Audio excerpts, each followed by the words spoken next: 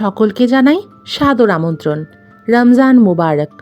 দেখতে দেখতে পেরিয়ে গেল রহমতের 10 দিন। রমজান মাসে সারাদিনের সকল কাজ ইবাদত সেরে কেমন হয় যদি ইফতারের আগের সময়টাতে শোনা যায় চটপটে হাড় হিম করা একটি গল্প। সেজন্য freaky Friday by dream carriage এর আজকের আয়োজন পিটার ট্রিম্যানের লেখা রহস্য অলৌকিক গল্প দ্য উইচ।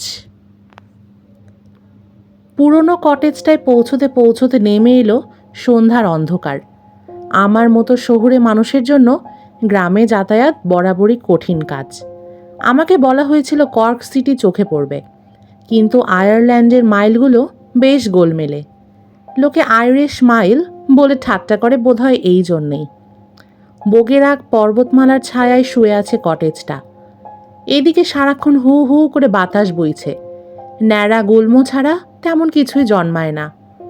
পাহাড়ের ধূসর গ্রানাইট, বুকে খোঁচা খোঁচা দাড়ির মতো খড় ছিটিয়ে আছে। বাতাস এখানে পাথরের গায়ে বাড়ি খেয়ে শীষ তোলে, পাক খেতে খেতে উঠে যায় উপরে। এরকম এলাকায় উঁচু নিচু রাস্তা আর পাথুরে ঢাল ধরে আসতে কমপক্ষে 2 ঘন্টা সময় লাগবে। তবে মাইলখানেক রাস্তা আবার মোটামুটি মন্দ নয়। প্রশ্ন জাগতে পারে, এই অচেনা আতিথেয়তা শূন্য জায়গায় আমি কি করছি? এদিকে আসবার কোনো খায়েশ ছিল না আমার, কিন্তু খেটে খাওয়া মানুষকে পেটের টানে অনেক জায়গাতেই যেতে হয়, আর আমি বেঁচে আছি RTE এর ওপর নির্ভর করে। এটি আইরিশ স্টেট টেলিভিশন। কাজ করছি টেলিফিশ আইরিয়ানের সঙ্গে। এক প্রযোজকের মাথায় হঠাৎ ঢুকেছে আইরিশ ফোক প্রথার উপর একটি প্রোগ্রাম বানাবে। দায়িত্বটা আমার ওপরেই পড়েছে। ফলে আমাকে পুরনো বইয়ের দোকানে ঢুঁ মারতে হলো, যেখানে অকাল্ট সাহিত্যের ওপরে বই মেলে। রিভার লির সিআরএস স্ট্রিটের ছোট্ট একটা গলিতে দোকানটা।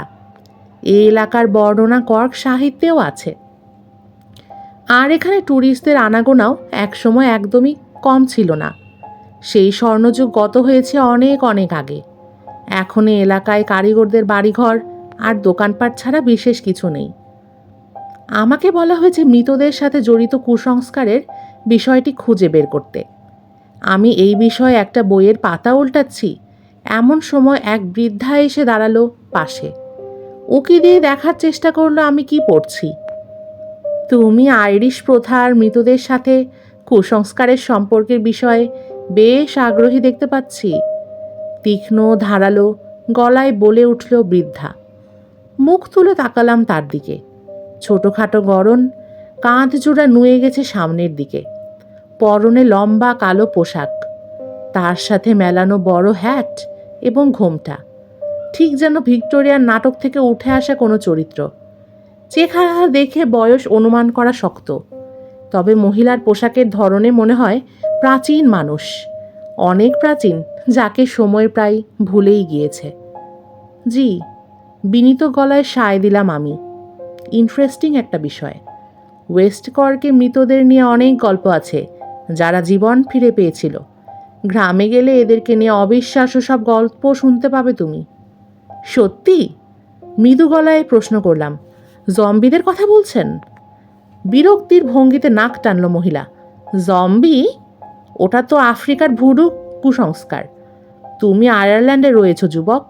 না, আমি মারভিওর কথা বলছি। সেটা কি জিনিস?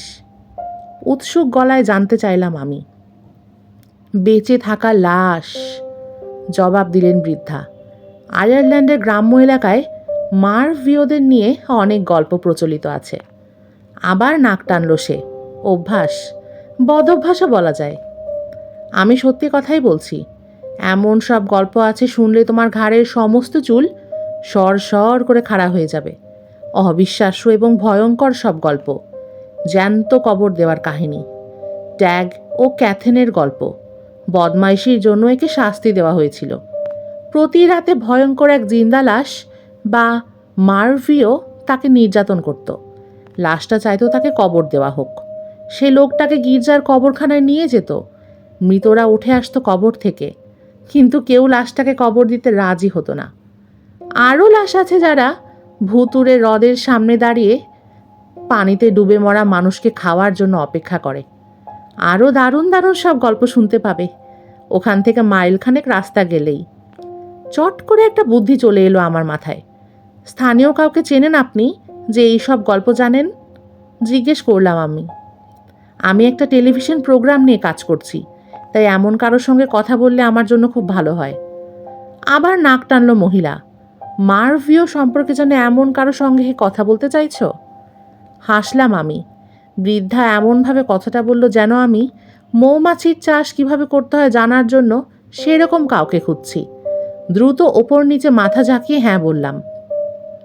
তাহলে মুশের আমর পাহাড়ে চলে যাও। টিচ ড্রট চু। কোথায় জিজ্ঞেস করবে? ট্রিচ ডট ট্রুতে ফাদার নেসান ডোহেনিকে পাবে। তার সঙ্গে কথা বললেই হবে। হাতের বইটা নামিয়ে রাখলাম আমি।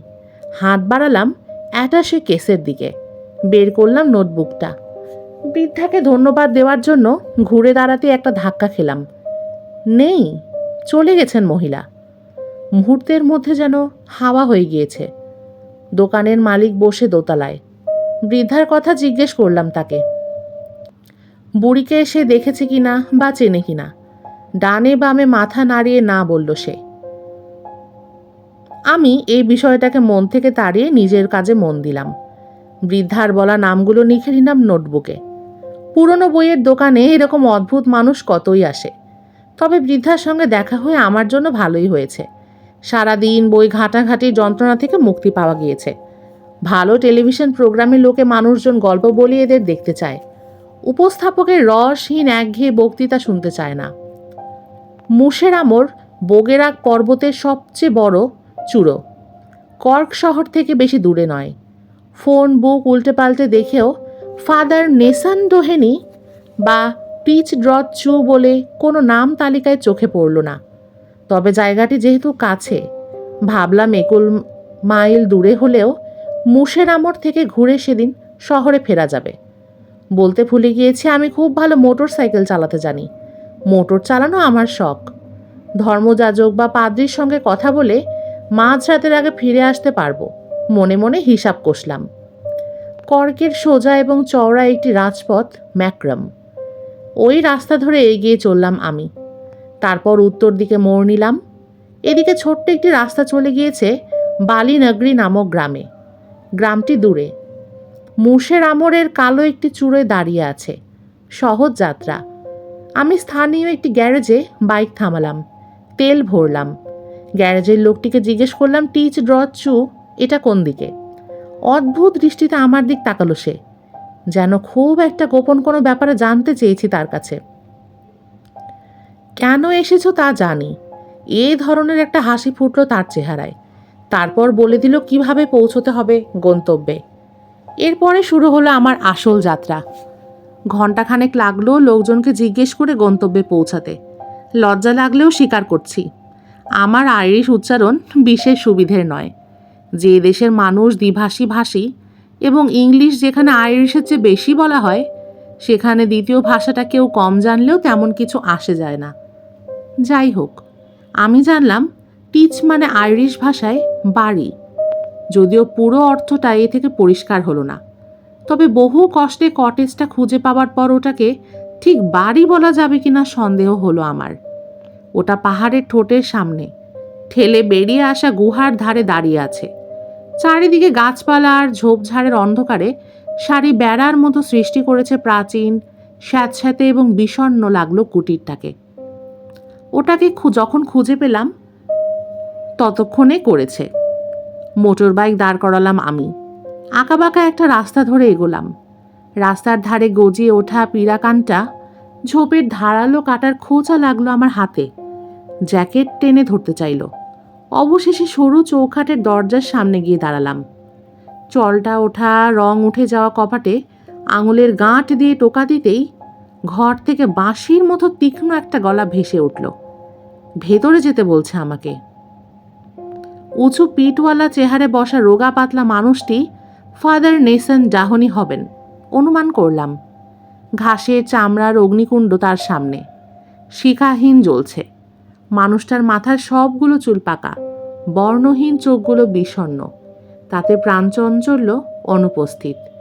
গায়ের চামড়া হলদে পার্চমেন্টের মতো, সরু থাবার মতো হাত জোড়া কোলের ওপর ভাঁজ হয়ে আছে। বয়স 90-এর কম হবে না কিছুতেই। পরনে কালো চকচকে স্যুট, সাদা রোমান কলারটা খোলা। আগুন জ্বললেও ঘরের ভেতরে গা হিম করা ঠান্ডা। মৃতরা? বাঁশির মতো তীক্ষ্ণ সুর বেজে উঠল আবার। আমি আমার আগমনের কারণ ব্যাখ্যা করার পরে পাতলা রক্তশূন্য ঠোঁট জোড়া বেঁকে গেল উপরের দিকে। সম্ভবত এটাই তার হাসি। জীবিত মানুষদের মৃতদের সম্পর্কে জানার এত কৌতূহল কেন? ফোকলোর মানে লোকাচার বিদ্যার ওপরে টেলিভিশন প্রোগ্রামের জন্য ফাদার, হালকা গলায় উত্তর করলাম আমি। লোকচার বিদ্যা? হ্যাঁ। মুরগির মতো কক কক করে উঠলেন তিনি।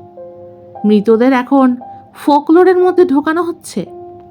অনেকক্ষণ চুপ করে রইলেন ফাদার। আমি ভাবলাম বুড়ো বোধহয় ঘুমিয়ে পড়েছে। হঠাৎ মুখ তুলে চাইলেন তিনি, ঝাড়া দিলেন মাথা। আমি আপনাকে মৃতদের অনেক গল্প শোনাতে পারি, যারা জীবিতদের মতোই বাস্তব। এখান থেকে অল্প দূরে একটা গোলা বাড়ি আছে। এই অঞ্চলের একটি প্রথা হলো, রাতের বেলা পানি ফেলার সময় এদিকে অনেক বাড়িতেই এখনো কুয়ো থেকে পানি তোলা হয়। যে লোক পানি ফেলবে সে চেঁচিয়ে বলবে, টগট আস উইস। এর মানে হলো, পানি থেকে তুমি দূরে থাকো। তারা এ কথা কেন বলবে ফাদার? কারণ লোকে বিশ্বাস করে পানি লাশের ওপর পড়লে ওটা জ্বলে যাবে পবিত্র পানি বলে। এত রাতে কাছের এক খামার বাড়িতে এক মহিলা এক জগ পানি ফেলার সময় সতর্কবাণী উচ্চারণ করতে ভুলে গিয়েছিল। সাথে সাথে তীব্র একটা আর্তনাদ শুনতে পায় সে। ব্যথায় গোঙাচ্ছে যেন কেউ। অন্ধকারে অবশ্য কাউকে দেখা যাচ্ছিল না। মাঝরাতে ওই বাড়ির দরজা খুলে যায়। কালো একটি ভেড়া ঢুকে পড়ে ঘরে। তার পিঠে দগদগে ঘা। উনুনের পাশে শুয়ে ওটা যন্ত্রণায় গোঙাতে থাকে। চাষি এবং তার বউ ভেড়াটাকে নিয়ে কি করবে বোঝে ওঠার আগেই মারা যায় ভেড়াটি। চাষি পরদিন সকালে কবর দেয় ভেড়াটাকে। মাঝরাতে আবার তার ঘরের দরজা খুলে যায়। ভেতরে ঢোকে সেই ভেড়া, পিঠে আগের মতোই দগদগে ঘা। উনুনের পাশে শুয়ে যন্ত্রণায় কাতরাতে কাতরাতে মারা যায় ওটা। চাষি আবারও তাকে কবর দেয়। কিন্তু তৃতীয়বারও যখন একই ঘটনা ঘটে, চাষি আসে আমার কাছে। তখন আমি বয়সে তরুণ। তবে কি ঘটেছে বুঝতে পেরে তক্ষুনি মৃত আত্মার শান্তির উদ্দেশ্যে একটি প্রার্থনা করি। তারপর থেকে আর ভেড়াটাকে কখনো দেখা যায়নি। আমি দ্রুত নোট নিচ্ছিলাম। একটা নোটবুক পাশের টেবিলে রেখেছি। আরেকটি খাতায় ঘটনার বর্ণনা লিখতে লিখতে বললাম, দারুণ ফাদার, এই দিয়ে চমৎকার একটি স্টোরি হবে। ফাদার কটমট করে তাকালেন আমার দিকে। আমি আপনার সঙ্গে মশকরা করছি না মশাই। জীবিতদের মতোই শক্তিধর মৃতরা, এদেরকে নিয়ে ঠাট্টা না করাই ভালো। মুচকি হাসলাম আমি ওদেরকে নিয়ে ঠাট্টা করব না। ফাদার শুধু প্রোগ্রামটা হয়ে গেলেই ফাদার ডহনি ঝাঁকি খেলেন যেন। খুব একটা ব্যথা পেয়েছেন এমন। আমি অবশ্য ব্যাপারটা পাত্তা দিলাম না। আয়ারল্যান্ডে জম্বি বলে সত্যি কি কিছু আছে? নাক টানলেন তিনি। সাথে সাথে বইয়ের দোকানের বৃদ্ধার কথা আমার মনে পড়ে গেল। জম্বি মানে জাদু দিয়ে লাশ পুনরুজ্জীবিত করা? জি। আয়ারল্যান্ডে জম্বি নিয়ে কোনো গল্প নেই? মারভিও যার নাম। ফাদারের বিষণ্ণ চোখ জোড়া জ্বলে উঠল ধক করে। অবশ্যই মৃতরা চলাফেরা করতে পারে। এই দেশে জীবিত আর মৃতদের মধ্যে পাতলা একটা পর্দা ছাড়া তেমন কোনো ফারাক নেই। সঠিক সময়ে যথার্থ উদ্দীপনা পেলে মৃতরা আমাদের জগতে ঢুকে পড়তে পারে, যেভাবে আমরা যেতে পারি তাদের দুনিয়ায়। আমি আর হাসি থামিয়ে রাখতে পারলাম না। রোমের গির্জায় ঠিক এই কথাগুলিই লেখা আছে। বিরক্তিতে পাতলা ঠোঁট জোড়া পরস্পরের সাথে চেপে ধরলেন ফাদার। খ্রিস্টান ধর্মের আবির্ভাবের বহু আগে থেকেই প্রাচীন মানুষেরা এইসব ব্যাপার জানতেন। এটাকে হালকাভাবে নেওয়া ঠিক না। ফাদার নেসন ডহনি বক্তা হিসাবে ভালোই। আমি দ্রুত তার বাণীর নোট নিয়ে চলেছি। তার অদ্ভুত গল্প দিয়ে ভালো একটা প্রোগ্রাম বানানো যাবে বোঝাই যাচ্ছে। বলে যান ফাদার, অনুরোধ করলাম আমি। মৃতদের রাজ্যেই পর্দা দিয়ে কিভাবে ঢোকা যাবে বলুন তো? ক্যাহের বার্নাহেতে তখন ধর্মযাজক আমি। বয়স অল্প। এক মহিলা বাস করতেন ওখানে। এক রাতে বাড়ি ফিরছে সে। একটা জলধারার পাশে দাঁড়ালো। পানি খাবে। আঁজলা ভরে পানি পান করে সিধে হয়েছে মহিলা। এমন সময় কানে ভেসে এলো নিচু গলার একটা গান। একদল লোক আসছিল রাস্তা ধরে। অদ্ভুত একটা গান গাইছিল তারা। গাটা কেঁপে ওঠে মহিলার। হঠাৎ লক্ষ্য করে কাছে দাঁড়িয়ে আছে লম্বা এক তরুণ। তাকে দেখছে। তরুণের চেহারা অদ্ভুত বিষণ্ণ, বড় বড় চোখ জোড়ায় কোনো ভাষা নেই। মহিলা তরুণের পরিচয় জানতে চায়। মাথা নাড়ল তরুণ। পরিচয় সে দেবে না। বলল মহিলার সামনে বিরাট বিপদ। সে তরুণের সঙ্গে পালিয়ে না গেলে শয়তান মহিলাকে গ্রাস করবে। মহিলা তরুণের সঙ্গে ছুটতে শুরু করে। তখন রাস্তা ধরে আসা গানের দল ফিরে এসো বলে চেঁচাতে লাগলো। কিন্তু ভয়ের চোটে মহিলার পায়ে যেন তখন পাখা গজিয়েছে। সে ছুটতে থাকে তরুণের সঙ্গে। ছুটতে ছুটতে চলে আসে একটি ছোট জঙ্গলের ধারে। দাঁড়িয়ে পড়ে তরুণ। বলে এখন তারা নিরাপদ। তারপর সে মহিলাকে তার মুখের দিকে তাকাতে বলে। মহিলা মুখের দিকে তাকিয়ে দেখে তরুণ আর অন্য কেউ নয়, তার বড় ভাই। বছরখানেক আগে যে পানিতে ডুবে মারা গিয়েছিল। লক ডালোয়ার কালো পানিতে সাঁতার কাটতে গিয়ে ডুবে যায় সে।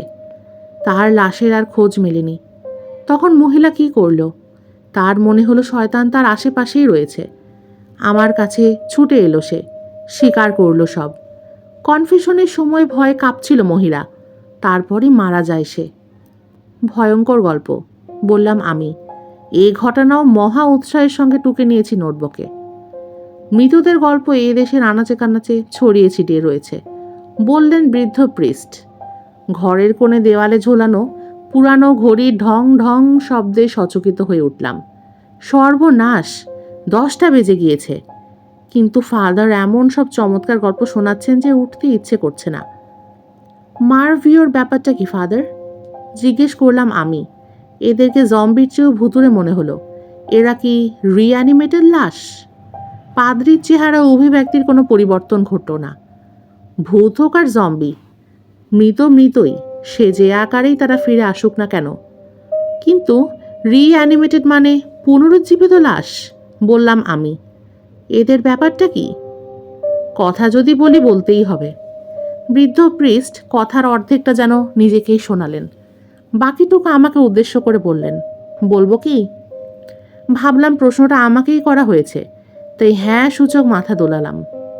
তাহলে বলি, আপনাকে একটা গল্প শোনাই। এক ইংরেজি ভূস্বামীর গল্প। ইংল্যান্ডের কাছ থেকে তখনও স্বাধীন হয়নি আয়ারল্যান্ড। ওই ভূস্বামী অর্থাৎ ফার্মারের দখলে ছিল এদিককার পাহাড়গুলো। ঘড়ির দিকে দ্রুত একবার চোখ বোলালাম। এটা কি সেই জিন্দা লাশ বা মারভিওর গল্প? আমার কথা না শোনা ভান করলেন প্রিস্ট। ইংরেজ লর্ডটির নাম আর্ল অফ মুশেরামর লিয়ার এবং লিস রানহারার ব্যারন। বিশাল এক প্রাসাদ ছিল তার। প্রচুর সহায় সম্পত্তির মালিক ছিলেন তিনি। বেশিরভাগ জমি ছিল বোগেরাক পর্বতমালা ঘিরে। আর্ল অফ মুশেরামর ছিলেন ধনী এবং প্রভাবশালী। বৃদ্ধের কণ্ঠ যেন মৌমাছির গুঞ্জনের মতো সম্মোহক, ঘুম এসে যায় চোখে। তার গল্পের মূল ঘটনার সময় মহা দুর্ভিক্ষর কাল। ঊনবিংশ শতকের মাঝামাঝি আলুর মাঠগুলো ফসল শূন্য হয়ে পড়ে। ইংরেজ ফার্মাররা প্রজাদের খোঁজখবর নিতেন না বলে আয়ারল্যান্ডের কৃষকরা প্রচণ্ড দারিদ্র্যের কবলে পড়ে। আলুই তখন তাদের প্রধান খাদ্য হয়ে দাঁড়ায়। তারা লুকিয়ে শিকার করত, মাছ ধরত নদী থেকে। তবে মাছ ধরতে গিয়ে বা শিকার করার সময় ধরা পড়ে গেলে প্রজাদেরকে কঠোর শাস্তি দিতেন ফার্মাররা। একবার এক লর্ড তরুণ মুশেরামত এলাকা থেকে খরগোশ শিকারের সাহস দেখায়। তার ব্যাপার পরিবারটি তখন অনাহারে ধুঁকছে। ধরা পড়ে যায় তরুণ। তাকে অস্ট্রেলিয়ার ভ্যান ডিয়েমেনের জমিনে পাঠিয়ে দেওয়া হয় বহু বছরের জন্য। এই সময় চোরা শিকারীদের এটাই শাস্তি ছিল। আলুর মাঠগুলো ফসল শূন্য হয়ে পড়লে দুর্ভিক্ষ শুরু হয়ে যায়। 3 বছরের মধ্যে দেশের জনসংখ্যা কমে যায় 25 লাখ। অথচ তখনও ভূস্বামী আর তাদের কর্মচারীরা প্রজাদের কাছ থেকে খাজনা আদায় করছিল। তাদের ছোট গোয়াল ঘরের ভাড়া চাইতো, না দিতে পারলে বের করে দিত। পুরুষ, নারী, শিশু কারও ক্ষমা ছিল না। ঘর থেকে বিতাড়িত হয়ে বেরিয়ে পড়তে হতো খোলা আকাশের নিচে, তুষারপাতের মধ্যে। আবার যাতে ঘরে ফিরতে না পারে সেজন্য জমিদারেরা দালাল দিয়ে কৃষকদের বাড়িঘর ভেঙে টুকরো টুকরো করে ফেলত। অনাহারে শীতের কামড়সহ নানা অসুখে কৃষকরা মারা যেতে শুরু করে। চারিদিকে মহামারীর মতো ছড়িয়ে পড়ে কলেরা। ওদিকে ভূস্বামীরা কিন্তু ফুলে উঠেছিল। তারা আইরিশ জেটিতে জাহাজ বোঝাই করে শস্য, গম, তিসি, গরু, ছাগল, ভেড়া, হাঁস, মুরগি ইংল্যান্ডে পাঠিয়ে দিচ্ছিলেন বিক্রির জন্য। দেশের সর্বত্র একটা তিক্ত অবস্থার সৃষ্টি হচ্ছিল। শাসক কুলের বিদ্রোহে দানা বেঁধে উঠলে সামরিক বাহিনী কঠিন হাতে তা দমন করে। লর্ড মুশেরামর গ্রামের চাষিরা প্রাসাদের বাইরে সবুজ ঘাস মোড়ালো লনে একদিন এলো হাতে হাত ধরে ভূস্বামীর কাছে সাহায্য চাইতে। আসন্ন শীতে যেন বেঁচে থাকতে পারে তারই ব্যাকুল প্রার্থনা। কারণ ইতোমধ্যে অনেকেই না খেয়ে মারা গিয়েছে। শীত শুরু হয়ে গেলে উপযুক্ত সাহায্য না পেলে হয়তো কেউই বাঁচবে না। লর্ড মুশেরামর জমিদারির প্রতি তেমন নজর ছিল না। 30 বছরের এই যুবক জমিদার হবার পরে মাত্র কয়েকবার তার জমিদারির দর্শন করেছে। লন্ডনে বাস করতেই পছন্দ করতেন তিনি। ভালোবাসেন মদ আর জুয়ো নিয়ে থাকতে। তবে এবার তিনি গ্রামে এসেছেন দেখতে দুর্ভিক্ষর কারণে যেন তার জমির উৎপাদন কোনোভাবে ব্যাহত না হয়। লনে লোকের ভিড় থেকে শঙ্কিত হয়ে উঠলেন লর্ড মুশেরামর। মানুষের সংখ্যা 100 তো হবেই। তারা সবাই এসেছে গ্রাম থেকে। জমিদার তার নায়েবকে সোজা পাঠিয়ে দিলেন ম্যালোতে সেনাবাহিনীকে খবর দিতে। 3 প্লাটুন অশ্বারোহী সৈন্য চলে এলো সাথে সাথে। চাষারা হামলা করে বসতে পারে এই ভয়ে চারিদিক থেকে ঘিরে ফেলা হলো প্রাসাদ। দলের ক্যাপ্টেন লর্ড মুশেরামর কথায় প্রতিধ্বনি তুলে বলল, কৃষকদের এক্ষুনি চলে যেতে হবে। তারা ইতস্তত করছে দেখে ক্যাপ্টেন তার সেনাবাহিনী নিয়ে ঝাঁপিয়ে পড়ল গরিব গ্রামবাসীর ওপরে। যেন উন্মাদ হয়ে গিয়েছিল অশ্বারোহী সৈন্যরা। তলোয়ার দিয়ে ইচ্ছে মতো কুপিয়ে চলল অসহায় দুর্বল লোকগুলোকে। ঘটনাস্থলে মারা গেল অনেকে। এদের মধ্যে স্থানীয় প্রিস্ট ছিল। সে এসেছিল কৃষকদের পক্ষে জমিদারের সঙ্গে কথা বলতে। গ্রামবাসীদের মাঝে ব্রিড ক্যাপিন নামে এক বৃদ্ধাও ছিলেন। যখন দুর্ভিক্ষের শুরুও হয়নি সেই সময় থেকেই লোকে সভয়ে এড়িয়ে চলত তাকে ডাইনি ভেবে। বুড়ি পালিয়ে বাঁচল। শুধু তরবারির আঘাতে তার থুতনির অনেকটা কেটে গিয়েছিল। তবে আঘাতটা বেশি লেগেছিল বুকে। জমিদারের কাছ থেকে এরকম আচরণ সে মোটেও আশা করেনি। ব্রিড ক্যাপিন পালিয়ে গেল পাহাড়ে। গুহার মধ্যে সারাদিন লুকিয়ে বসে রইল। রাতের বেলা গুহা ছেড়ে বেরিয়ে পড়ল। চলে এলো জমিদারের লনে। ওখানে ছড়িয়ে ছিটিয়ে আছে চাষাভূষদের লাশ। বুড়ি পাগলের মতো লাশের মধ্যে কি যেন একটা খুঁজছিল। অবশেষে পেয়ে গেল সেই কাঙ্ক্ষিত জিনিস, একটা লাশ। তবে লাশটার গায়ে আঘাতের চিহ্ন তুলনামূলকভাবে কম। মারাত্মকভাবে কেটে ছিঁড়ে যায়নি তার কোনো অঙ্গ। বুড়ির গায়ে কোত্থেকে যেন আসরিক শক্তি ভর করল। হয়তো ঈশ্বর কিংবা শয়তান জুগিয়েছে সেই শক্তি। সে লাশটা টেনে নিয়ে যেয়ে চলল রাতের অন্ধকারে। হ্যাঁচড়াতে হ্যাঁচড়াতে নিয়ে এলো পাহাড়ের সেই গুহায়। গুহার মধ্যে বসে প্রাচীন নানা মন্ত্র পড়া শুরু করে দিল বৃদ্ধা। সে অদ্ভুত মন্ত্র বোঝবার সাধ্য কোনো গেইলিক পণ্ডিতেরও নেই। ঝোপঝাড় খুঁজে কিছু ভেষজ লতাপাতা নিয়ে এলো সে। আগুন জ্বালালো। কেটলিতে পানি ভরে তাতে ছুঁড়ে দিল লতাপাতা। তারপর চুলোয় বসিয়ে দিল কেটলি। কিছুক্ষণ পরে কেটলির পানি দিয়ে গোসল করালো লাশটাকে। অবশেষে চাঁদ যখন আলো ছড়াতে উকি দিল মাঝ আকাশে, ঘোষণা করলো মধ্যরাতের। ওই সময় লোকটার শরীর কাঁপতে শুরু করলো। স্পন্দন জাগলো নাড়িতে। চোখ মেলে চাইল সে। বুড়ি গ্রিড ক্যাপিন চেঁচিয়ে উঠলেন সোল্লাসে। সে মার্ভিও সৃষ্টি করেছে। তার আহ্বানে জান্ত হয়ে উঠেছে লাশ। প্রাচীনকালে বলা হতো, অস্ট্রিয়ান পুরোহিত যদি অপঘাতে মারা পড়ে কোনো ব্যক্তির লাশের গায়ে প্রাণ ফিরিয়ে আনতে পারে তবে যে লোক অন্যায়ভাবে ওই ব্যক্তিকে হত্যা করেছে তার ওপর প্রতিশোধ নেওয়া যাবে। আর বৃদ্ধা তখন প্রতিহিংসার আগুনে দাউ দাউ করে চলছে। সে জিন্দা লাশকে পাঠিয়ে দিল প্রতিশোধ নিতে। লর্ড মুশেরামও এক সন্ধ্যায় কর্কের জেটিতে এসেছেন ইংল্যান্ডগামী জাহাজে উঠতে। অতর্কিত হামলা হলো তার ওপর। আক্ষরিক অর্থেই তাকে ছিঁড়ে টুকরো টুকরো করে ফেলল হামলাকারী। তবে কেউ চিনতে পারেনি ঘাতককে। পুলিশ এবং সৈন্যরা শপথ করে বলল তারা হত্যাকারীকে বেশ কয়েকবার গুলি করেছে। তবে স্থানীয় ম্যাজিস্ট্রেট তাদের কথা বিশ্বাস করলেন না। পুলিশ আর সৈন্যরা যদি হামলাকারীর গায়ে গুলি লাগিয়েই থাকে, তাহলে যেটিতে রক্তের চিহ্ন নাই কেন? ওখানে শুধু লর্ড মুশেরামর তাজা রক্তে মাখামাখি লাশটা পড়েছিল। হত্যাকারী ঠিক যেন মিলিয়ে গেছে বাতাসে। এরপরে হামলার শিকার হলেন সে অশ্বারোহী বাহিনীর ক্যাপ্টেন, ম্যালোতে নিজের নিরাপদ ব্যারাকে। তাকেও ছিঁড়ে টুকরো করে ফেলা হয়েছে। হামলাকারী নিঃসন্দেহে প্রচণ্ড শক্তিধর এবং হত্যার নিশয় উন্মত্ত, নইলে ব্যারাকের পাথর আর লোহার দেয়াল ভেঙে ভিতরে ঢুকতে যেত না। ক্যাপ্টেনের ছিন্নভিন্ন লাশ দেখে ভারত এবং আফ্রিকায় কাজ করা অনেক অভিজ্ঞ সৈনিক ঘটনাস্থলে অসুস্থ এবং আতঙ্কিত হয়ে পড়ে।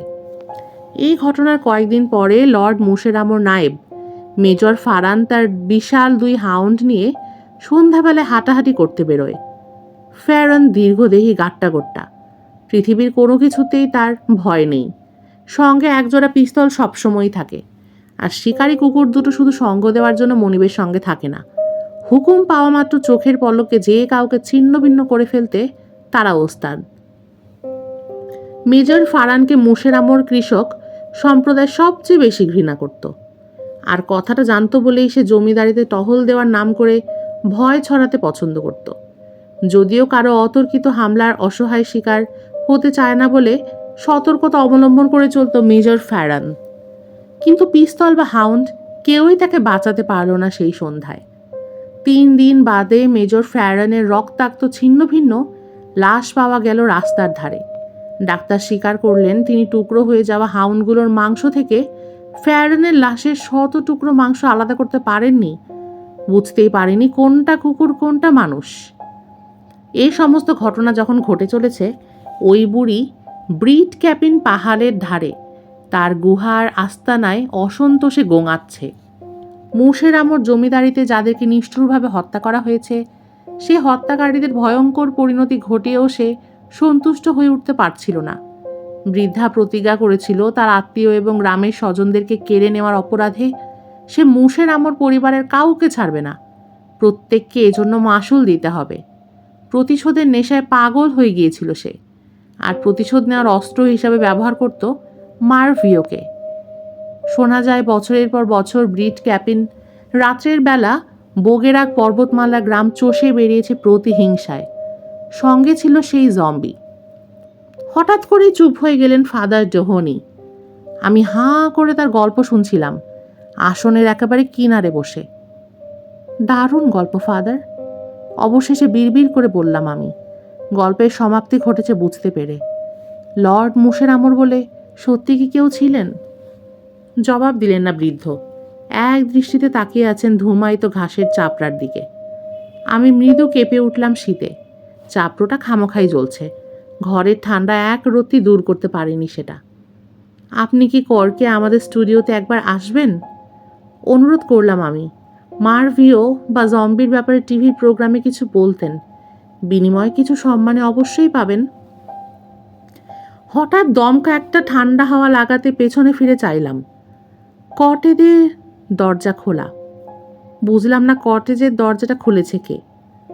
অবাক হয়ে দেখলাম দোরগোড়ায় দাঁড়িয়ে আছে বইয়ের দোকানের সেই বৃদ্ধা। তার ভিক্টোরিয়ান পোশাক পতাকার মতো উঠছে। পাহাড় থেকে ধেয়ে আসা বাতাসে যেন কালো দ্বারকাকের ডানা। তোমার কাজ নিশ্চয়ই শেষ হয়েছে? শতবর্ষের পুরনো গলা ক্ষণক্ষণ করে উঠল কর্তৃত্বের সুরে। আমি ফাদার ডোহেনির সঙ্গে দেখা করতে এসেছি। বৃদ্ধ পৃষ্ঠের দিকে ফিরলাম সমর্থনের আশায়। অবশ্য আপনার পরামর্শেই, বিনয়ের সুরে যোগ করলাম শেষ কথাটা। বৃদ্ধ সম্ভবত সায় দেওয়ার ভঙ্গিতে মাথা ঝাঁকালেন। তার থুতনি এসে ঠেকেছে বুকে, চোখ বোজা। বেশ, দেখা হয়েছে, কথাও হয়েছে, এখন ভাগো এখান থেকে। বৃদ্ধার অভদ্র আচরণে বিরক্ত হয়ে কটমট করে তাকালাম তার দিকে। অন্যের বাড়িতে এসে দয়া করে আমাকে উপদেশ দেবেন না ম্যাডাম, কঠিন গলায় বললাম আমি। কালো ঘোমটার আড়ালে মুখ হাঁ করল বুড়ি। মৃগী রোগীর মতো এমন বিকট গলায় হেসে উঠলেন, ঘাড়ের পেছনে সব কটা চুল সর সর করে দাঁড়িয়ে গেল আমার। এখানকার দায়িত্বে আছে আমি। ফোঁস ফোঁস করে শ্বাস ফেলল সে। আপনি ফাদার ডোহেনির হাউসকিপার? অবাক ভাবটা গোপন রাখতে পারলাম না। চুলো থেকে টেবিলে চায়ের কেটলি এ মহিলা বই নিয়ে যেতে পারবে কিনা সন্দেহ। এমনই রোগা পাতলা সে, এ কিভাবে হাউসকিপারের দায়িত্ব পালন করবে? আবারও খলখল হাসির শব্দ শোনা গেল। অনেক দেরি হয়ে গিয়েছে খোকা, অবশেষে বলল বুড়ি। তোমার ব্যাপারে নাক এবার গলাতেই হচ্ছে। রাতের বেলা একটা শয়তান আসে এ পাহাড়ে, ওঠার কথা তো ভাবতে হয় আমাকে। ঝট করে থাবার মতো একটা হাত ছুড়ল সে বাইরের দিকে ইঙ্গিত করে। তার মানে এখন কেটে পড়ো। আমি আবার তাকালাম ফাদার ডোহেনির দিকে, কিন্তু লোকটার চেহারায় তেমন কোনো ভাব ফুটে নেই। অগত্যা নোটবুক গুছিয়ে পকেটে পুরে সোজা বের হয়ে গেলাম আমি। বৃদ্ধাকে শুভরাত্রি বললেও সে না শুনবার ভান করে দরজার একপাশে সরে দাঁড়ালো, যাতে আমাকে যেতে দেওয়া যায়। কটেজের বাইরে চাঁদ উঠেছে আকাশে, মেঘেরা ছুটোছুটি করছে। বাতাস আর্তনাদ তুলেছে পাথরে বাড়ি খেয়ে। সাদা পর্দা দিয়ে নামতে শুরু করেছে কুয়াশা। তাপমাত্রা পড়ে গেছে অনেক। এখানে আসবার সময় এতটা শীত লাগেনি। দূর থেকে ভেসে এলো কুকুরের ডাক। রাতের বাতাসে অপার্থিব এবং অবাস্তব লাগতে লাগলো ডাকটাকে। মোটর সাইকেলে চড়ে বসলাম আমি। কয়েক মুহূর্ত লাগলো ট্রায়াঙ্কের ইঞ্জিন চালু হতে। পাহাড়ি রাস্তা বেয়ে নেমে আসতে থাকলাম। মাইলখানেক পথ এগিয়েছি, হঠাৎ মনে পড়ল, আরে ফাদার ডোহেনির কুটিরের ছোট টেবিলটার উপর নোটবুক ফেলে এসেছি। দীর্ঘশ্বাস ছেড়ে নেমে পড়লাম। ট্রায়াম্ফকে ঘুরিয়ে নিলাম। মেঠো রাস্তা ধরে আবার ফিরে চললাম টিচ ড্রচ চর দিকে। কুটির থেকে কিছু দূরে থামালাম বাইক। হেঁটে এগোলাম বাড়ির কালো কাঠামোটার দিকে। হঠাৎ থমকে দাঁড়িয়ে পড়তে হলো দোরগোড়ায়। তীক্ষ্ণ মন্ত্রোচ্চারণের শব্দ ঢুকেছে কানে। সেই বৃদ্ধার কণ্ঠ, কিন্তু শব্দগুলোর মাথা মুন্ডো অর্থ কিছুই বুঝতে পারলাম না। মনে হলো যেন প্রাচীন আইরিশ শব্দে মন্ত্র পড়ছে বুড়ি। ভীষণ ইচ্ছে হলো জানলার শার্সির কাঁচ দিয়ে ভেতরে তাকাতে। সেই বৃদ্ধ প্রিস্ট ঘরের মাঝখানে দাঁড়িয়ে আছেন। বৃদ্ধ তার সামনে কাঁধ কুঁজো করে বিলাপের সুরে মন্ত্রোচ্চারণ করছে। অবাক হয়ে দেখলাম বুড়ির হাতে পুরনো দিনের অশ্বারোহী বাহিনীর তরবারি।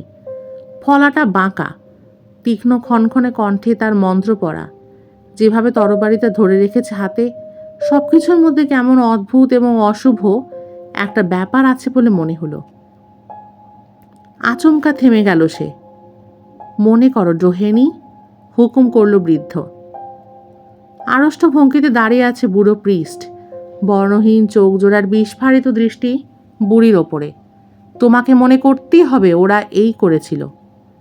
আমি সাবধান করে দেওয়ার আগেই বৃদ্ধা হাতের তরবারি মাথার ওপরে তুলে তারপর হাড় জিরজিরে শরীরের পুরো শক্তি দিয়ে অস্ত্রের ডগা পুরোটা ঢুকিয়ে দিলেন প্রিস্টের হৃৎপিণ্ড বরাবর।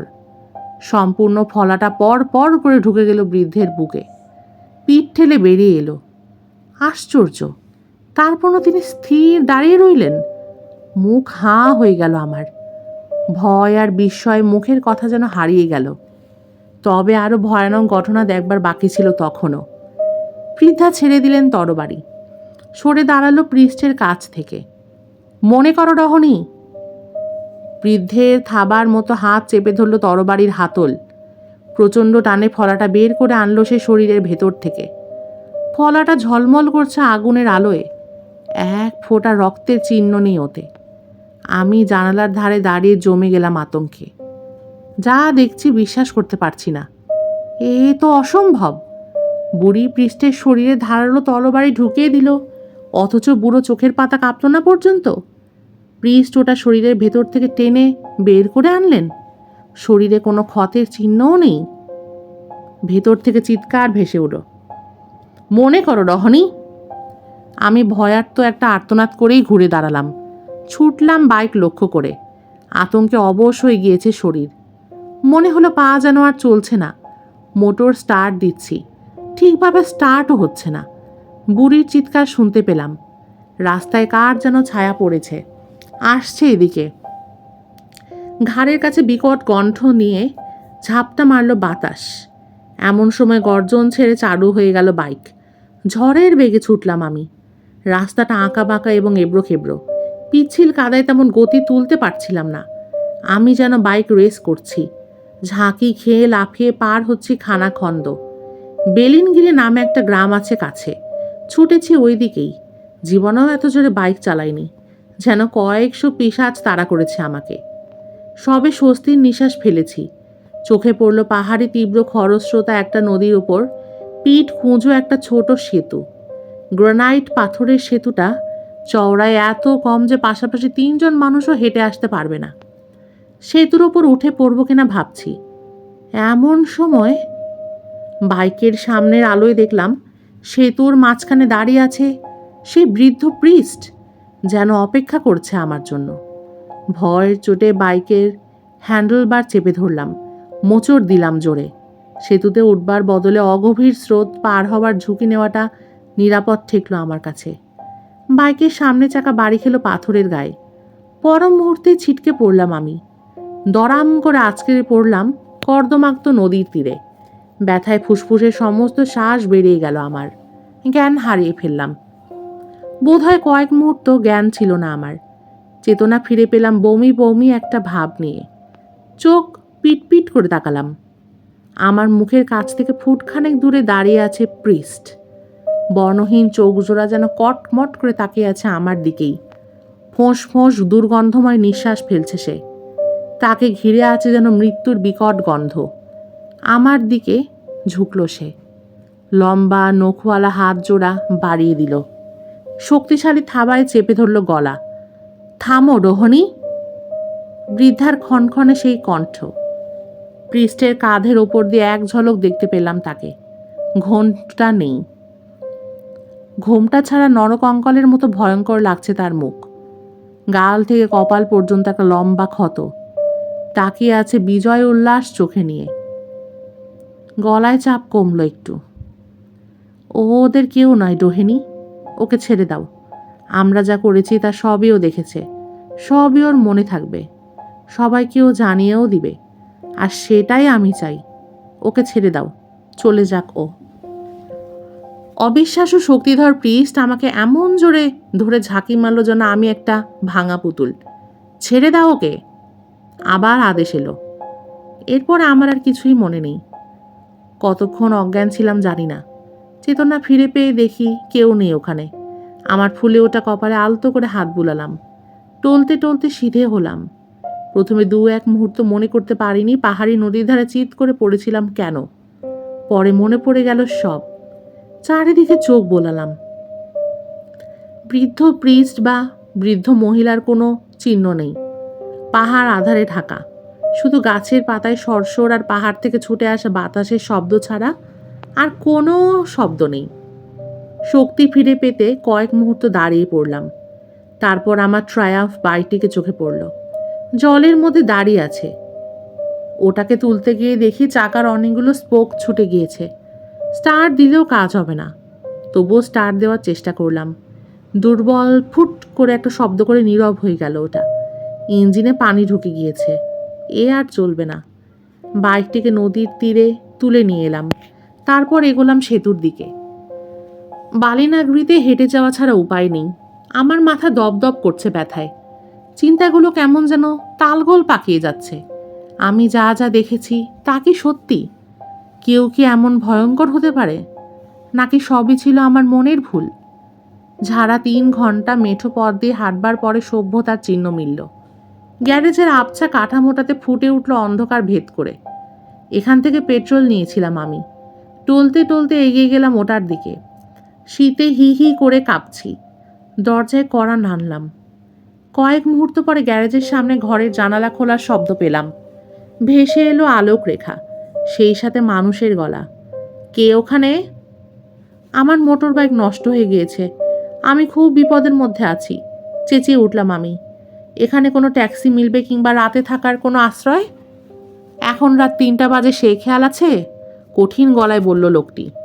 আমি মুশরামর পাহাড় বয়ে আসছি ভাই, আমাকে একটু আশ্রয় দিন, অনুনয় করলাম আমি।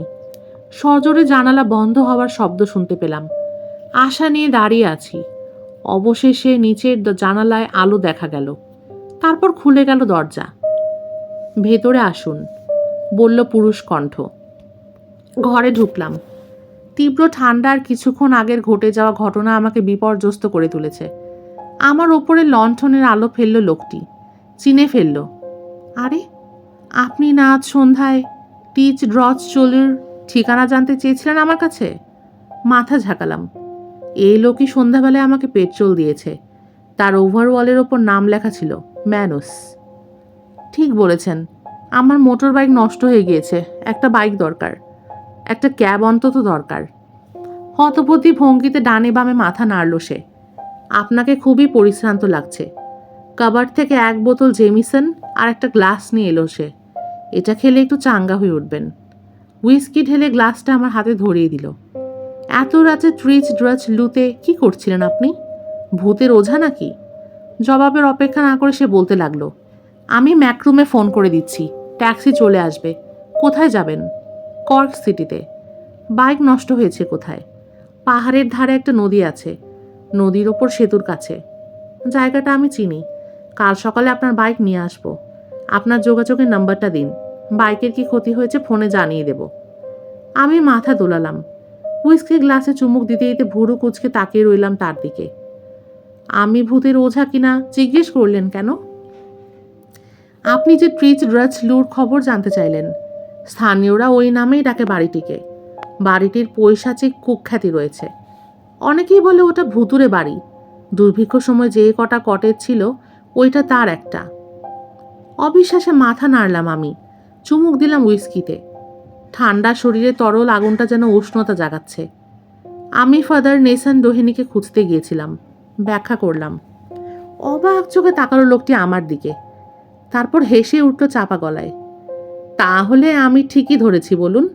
নিশ্চয়ই তার খোঁজ পাননি? গরম হওয়ার জন্য দু হাতের তালু ঘষছিলাম। থেমে বললাম, মানে? মানে ফাদার নেসন ডোহেনি 160 বছর আগে মারা গিয়েছে। বরফ জলের একটা স্রোত নেমে গেল আমার শির দ্বারা বেয়ে। 160 বছর আগে মারা গিয়েছেন মানে? হ্যাঁ, কেন আপনি জানেন না গল্পটা? দুর্ভিক্ষের সময় তিনি লোকজন নিয়ে মুশেরামর প্রাসাদে গিয়েছিলেন লর্ড মুশেরামর কাছে গ্রামের চাষাদের জন্য সাহায্য চাইতে। তাদেরকে যেন গৃহহীন হয়ে যেতে না হয় সে ব্যাপারে অনুরোধ করতে। লর্ড মুশেরামর ম্যালো থেকে সৈন্য ডেকে পাঠান এবং প্রাসাদের লনে হাঁটু গেড়ে বসে থাকা লোকগুলোর ওপরে সেনাবাহিনীকে লেলিয়ে দেন। ফাদার নেসান ডোহেনি তার সঙ্গীদের সহ তরবারির আঘাতে ঘটনাস্থলে প্রাণ হারান। জোরে ঢোক গিললাম আমি। আর আর ব্রিট ক্যাপিনের কি হয়েছিল? লোকটি এবার গলা ছেড়ে হাসল। আপনি তাহলে পুরনো কিংবদন্তির খবরও জানেন? অবশ্যই জানার কথা। স্থানীয়রা বলে টিচ ড্রাচ লু ছিল ওই বৃদ্ধার পুরনো কুটির। সবই অবশ্য কিংবদন্তির অংশ। আমার অন্তত তাই মনে হয়। কিংবদন্তি ছাড়া কিছুই নয়। বেচারা ফাদার ডোহেনি আর ডাইনি ব্রিজ ক্যাপিন মারা গিয়েছে সেই বহু বছর আগে। যদিও শোনা যায় এক বুড়ি এক প্রিস্টের লাশকে নাকি আবার বাঁচিয়ে তুলেছিল লর্ড মুশেরামর আর তার বংশকে নির্বংশ করার প্রতিশোধের নেশায়। ঈশ্বর রক্ষা করুন আমাদেরকে, এই বলে লোকটি ক্রুশ আঁকল বুকে। এ আসলে অবশ্য কিংবদন্তি ছাড়া অন্য কিছু নয়।